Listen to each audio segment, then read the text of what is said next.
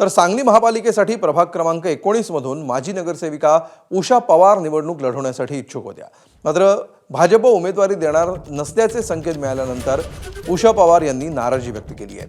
याबाबत त्यांनी मुख्यमंत्री फडणवीस आणि चंद्रकांत पाटलांना रक्तानं पत्र लिहिलं आहे। भाजपच्या सर्वेमध्ये आपला क्रमांक आघाडीवर होता, जनतेनं स्वीकार केला तरीही पक्षानं आपला विचार केला नसल्याचं त्यांनी या पत्रामध्ये म्हटलं आहे। पक्षाचे वरिष्ठ विचार करतील आणि आपल्याला न्याय मिळेल अशी आशाही त्यांनी व्यक्त केली आहे।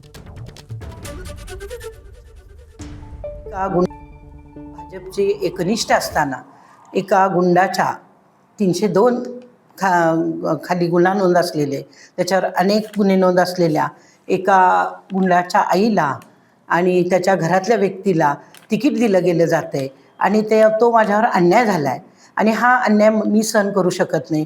म्हणून मी माझ्या स्वतःच्या मी माझ्या स्वतःच्या रक्ताने हे पत्र मुख्यमंत्री देवेंद्र फडणवीस व त्याचबरोबर पालकमंत्री चंद्रकांतदादा पाटील यांना हे मी पत्र लिहिलं आहे।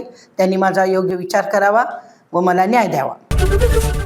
एबीपी माझा, उघडा डोळे बघा नीट।